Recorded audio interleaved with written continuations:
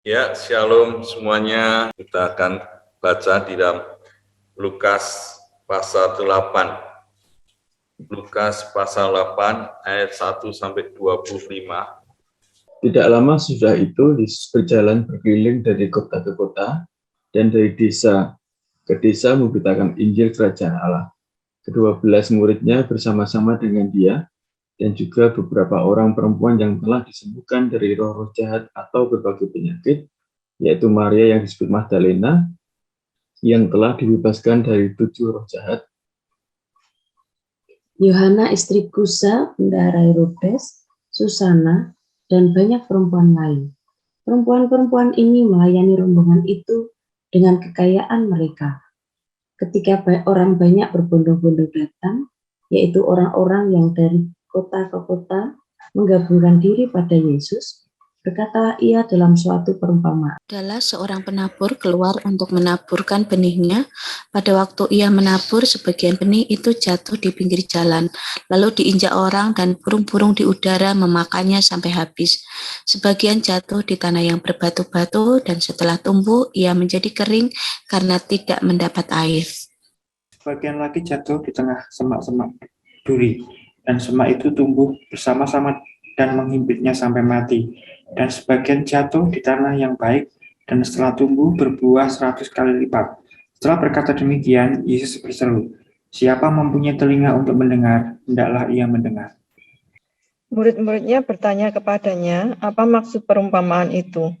Lalu ia menjawab, kepadamu diberi karunia untuk mengetahui rahasia kerajaan Allah, tetapi kepada orang-orang lain hal itu diberitakan dalam perumpamaan, supaya sekalipun memandang mereka tidak melihat, dan sekalipun mendengar mereka tidak mengerti. Inilah arti perumpamaan itu. Benih itu ialah firman Allah. Yang jatuh di pinggir jalan itu ialah orang yang telah mendengarnya, kemudian datanglah iblis lalu mengambil firman itu dari dalam hati mereka, supaya mereka jangan percaya dan diselamatkan. Yang jatuh di tanah yang berbatu-batu itu ialah orang yang setelah mendengar firman itu menerimanya dengan gembira. Tetapi mereka itu tidak berakar, mereka percaya sebentar saja, dan dalam masa pencobaan mereka murtad. Yang jatuh dalam semak duri ialah orang yang telah mendengar firman itu, dan dalam pertumbuhan selanjutnya mereka terhimpit oleh kekhawatiran dan kekayaan dan kenikmatan hidup, sehingga mereka tidak menghasilkan buah yang matang. Yang jatuh di tanah yang baik itu ialah orang yang setelah mendengar firman itu, menyimpannya dalam hati yang baik dan mengeluarkan buah dalam ketekunan. Tidak ada orang yang menyalakan pelita lalu menutupinya dengan tempayan atau menempatkannya di bawah tempat tidur, tetapi ia menempatkannya di atas kaki dian supaya semua orang yang masuk ke dalam rumah dapat melihat cahayanya. Sebab tidak ada sesuatu yang tersembunyi yang tidak akan dinyatakan, dan tidak ada sesuatu yang rahasia yang tidak akan diketahui dan diumumkan. Karena itu perhatikanlah cara kamu mendengar, karena siapa yang mempunyai kepadanya akan diberi, tetapi siapa yang tidak mempunyai daripadanya akan diambil juga apa yang ia anggap ada padanya. Ibu dan saudara-saudara Yesus datang kepadanya, tetapi mereka tidak dapat mencapai dia karena orang banyak. Orang memberitahukan kepadanya, ibumu dan saudara-saudaramu ada di luar dan ingin bertemu dengan engkau. Tetapi ia menjawab mereka, ibuku dan saudara-saudaraku ialah mereka yang mendengarkan firman Allah dan melakukannya. Pada suatu hari Yesus naik ke dalam perahu bersama-sama dengan murid-muridnya, dan ia berkata kepada mereka, marilah kita bertolak ke seberang danau, lalu bertolaklah mereka. Dan ketika mereka sedang berlayar, Yesus tertidur. Sekonyong-konyong turunlah taufan ke danau, sehingga perahu itu kemasukan air, dan mereka berada dalam bahaya. Maka datanglah murid-muridnya membangunkan dia. Katanya, Guru, Guru, kita binasa. Ia pun bangun lalu menghardik angin dan air yang mengamuk itu. Dan angin dan air itu pun reda, dan danau itu menjadi teduh. Lalu katanya kepada mereka, di manakah kepercayaanmu? Maka takutlah mereka dan heran. Lalu berkata seorang kepada yang lain, siapa gerangan orang ini sehingga ia memberi perintah kepada angin dan air dan mereka taat kepadanya? Terima kasih. Injil Lukas mencatat perjalanan pelayanan Tuhan Yesus dan diikuti oleh para murid dalam memberitakan Injil Kerajaan Allah. Di ayat 1 sampai 3 kita melihat perempuan-perempuan yang mengiring Yesus.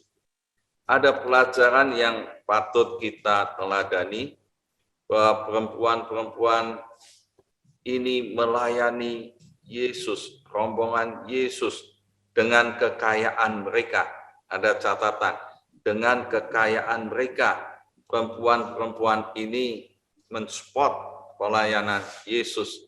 Mengapa? Karena kita melihat bahwa mereka telah disembuhkan dari roh-roh jahat dan dari berbagai penyakit. Di antara mereka ada Maria Magdalena dan Yohana istri Kusa.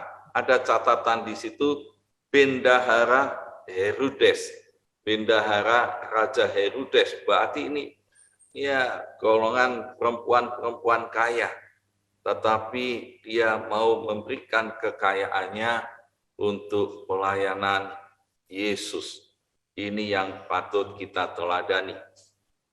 Narasi yang kedua, Injil Lukas memberitahukan bahwa Yesus memberi pengajaran melalui perumpamaan seorang penabur.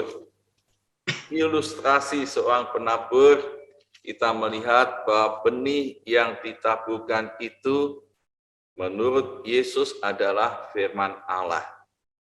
Dan ada 4 respon bagaimana orang itu meresponi tentang firman Tuhan. Yang pertama, yang jatuh di pinggir jalan, ini orang-orang yang mendengar firman, kemudian datanglah iblis, lalu mengambil firman itu supaya jangan percaya dan diselamatkan. Berarti ini orang-orang yang tidak diselamatkan, karena firman itu diambil sebelum berbuah. Dan yang kedua, kita melihat yang jatuh di tempat yang tidak beragar. Ini yang berbatu-batu. Oh, mereka percaya sebentar, dalam masa pencobaan mereka murtad. Ya, belum sampai bertumbuh, berbuah, dia sudah murtad karena pencobaan. Yang ketiga, yang jatuh dalam semak duri, yaitu orang yang mendengar firman itu, bertumbuh, selanjutnya mereka terhimpit karena kekhawatiran dan kekayaan dan kenikmatan hidup, sehingga mereka tidak menghasilkan buah yang matang. Ya, dia tetap mau iring Yesus, tetapi tidak menghasilkan buah yang matang.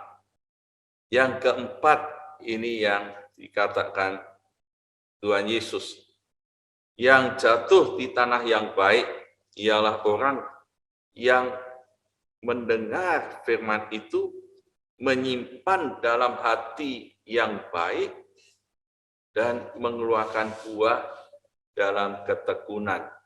Jadi kita melihat ilustrasi Tuhan Yesus tentang penabur ini soal ketekunan di dalam meresponi firman Tuhan dalam hidup ini. Karena ada tantangan dari iblis, ada tantangan dari internal, ada tantangan dari eksternal yang menghimpit, membuat tidak bertumbuh, dan membuat murtad. Dan ini banyak tantangan di dalam meresponi Injil Kerajaan Allah, firman Tuhan, dan Tuhan Yesus ajarkan, yaitu biarlah kita menjadi orang-orang yang meresponi seperti tanah yang baik itu, mendengar firman itu, menyimpannya dalam hati, dan melakukannya. Yang melakukannya mengeluarkan buah dalam ketekunan. Ya, kita tahu ketekunan-ketekunan di dalam mengiring Yesus sampai dipanggil Tuhan, setia sampai mati, dan ketekunan ini akan teruji kalau ada cobaan, ada tantangan, ada himpitan, ada godaan, ada siasat iblis. Bagaimana merespon itu? Tapi orang-orang yang tekun, dia akan tetap setia, memegang firman Tuhan, melakukannya, maka dia akan berbuah. Di Injil Matius dikatakan berbuah 100 kali lipat, 60 kali lipat, ada 30 kali lipat. Narasi yang ketiga tentang ilustrasi pelita. Dan ini jelas Tuhan Yesus mengajarkan bahwa tidak ada sesuatu yang tersembunyi yang tidak akan dinyatakan, dan tidak ada sesuatu yang rahasia yang tidak akan diketahui dan diumumkan. Ini ya pelajaran yang penting, bahwa biarlah pelita itu bercahaya dan banyak orang bisa melihat karena ditempatkan di tempat yang tepat, yang tidak di bawah tempat tidur. Dan ini pelajaran supaya kita melakukan yang baik dan tidak melakukan yang berdosa. Dan seringkali yang kita temui, orang-orang yang berdosa seringkali berpesan, ya ini jangan diberitahukan pada banyak orang ya. Dia berani berdosa, tapi menyembunyikan dosanya. Tuhan Yesus ajarkan tidak ada sesuatu rahasia yang tidak akan dinyatakan atau diumumkan, diketahui. Ini jelas. Dan kalau berdosa melakukan, ya tentunya tidak ditutup-tutupi dan orang lain ya tidak boleh mengetahui. Ya seringkali kita melihat ilustrasi-ilustrasi, ada orang yang jelas dia berdosa dan banyak teman-temannya katakan, jangan dikatakan siapa-siapa ya, ini rahasia, jangan omong siapa-siapa, kasihan. Ya, saudara, yang orang yang bersangkutan sendiri dengan istri orang, dengan istri selingkuhan, dia tenang-tenang, tapi orang lain menyembunyikan. Ini tidak konsekuen. Itu sebabnya Tuhan Yesus ajarkan, kalau kamu melakukan dosa, satu saat pun akan diumumkan, satu saat akan dibukakan. Dan ini tidak ada rahasia lagi. Dan itu sebabnya kita perlu hati-hati, kita perlu hidup yang benar. Terang itu bercahaya, perbuatan baik yang memuliakan Allah. Jangan yang jahat, yang berdosa, dan pasti orang akan tahu. Tapi kalau lakukan yang baik, orang akan tahu kita memuliakan Tuhan. Tuhan Yesus kembali satu pengajaran, satu saat orang-orang katakan, ini saudara-saudara dan ibu Yesus. Ya, tetapi Tuhan Yesus katakan, ibuku dan saudara-saudaramu, ibuku dan saudara-saudaraku ialah mereka yang mendengarkan firman Allah dan melakukannya. Dan ini jelas ajaran Tuhan Yesus yang punya ikatan keluarga yang dekat dengan Yesus, yaitu orang-orang yang mendengar firman Allah dan melakukannya. Ini adalah saudara-saudara Yesus. Ini yang perlu kita taati. Ya, kita selalu belajar menjadi keluarga Yesus Kristus, yaitu mendengar dan menaati firman Tuhan. Yang pelajaran yang berikutnya kita melihat angin ribut dan danau itu tenang, teduh, angin ribut reda, danau menjadi teduh.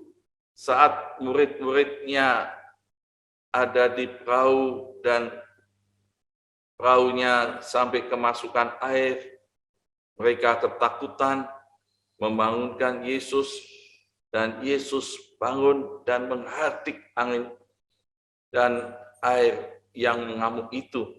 Mereka menjadi tenang, dan pelajaran yang dikatakan Yesus,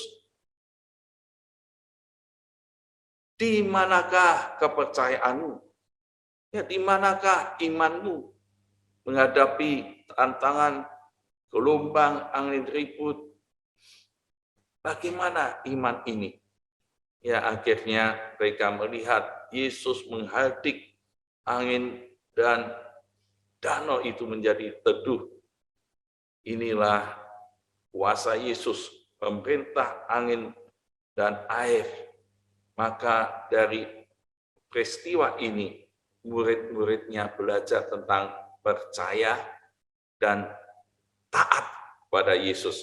Nah, kita melihat dari narasi-narasi dan ilustrasi ini, Yesus menyembuhkan dari roh jahat dan segala penyakit. Dia berkuasa, dan Yesus mengajar tentang ketekunan di dalam merespon firman Allah, rahasia yang akan diumumkan tidak akan bisa ditutupi.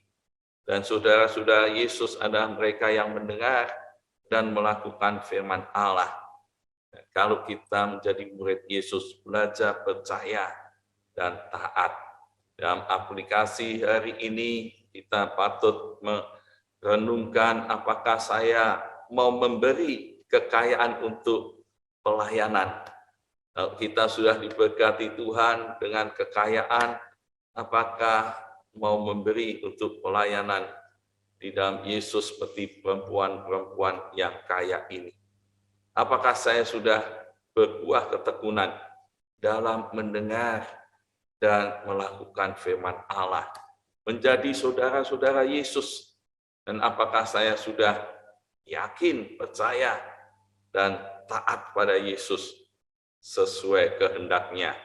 Amin. Tuhan Yesus memberkati.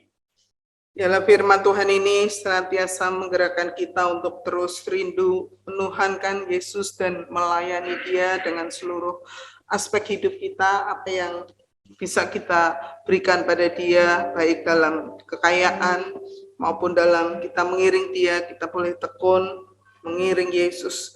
Kita akan pujikan Yesus Tuhan dan Allah kami. Yesus Tuhan dan Allah kami,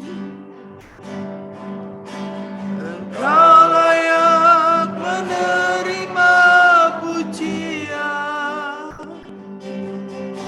hormat dan kuasa, sebab Kau telah ciptakan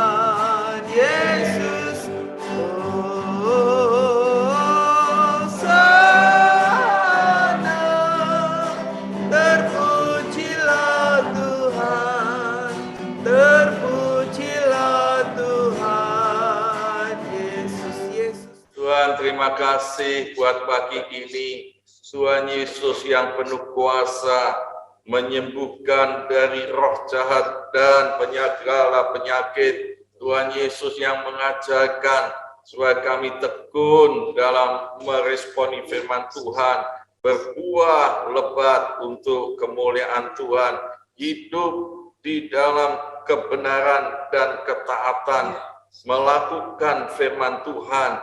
Karena kalau berdosa, rahasia itu akan terungkap. Tuhan pimpin kami supaya kami taat dan percaya seperti murid-murid Yesus, supaya taat dan percaya dan menjadi saudara Yesus, mendengar dan melakukan firman Tuhan. Tuhan buat kami berhasil, dan Tuhan memberkati semuanya dengan berlimpah-limpah. Diberkati dalam keluarganya, diberkati Tuhan dalam pekerjaan, dalam pelayanan, diberkati dalam kesehatannya, supaya semua sehat tanpa kesakitan, karena ada dalam perlindungan Tuhan. Nama Tuhan dipermuliakan. Kami mengucap syukur di dalam nama Tuhan Yesus.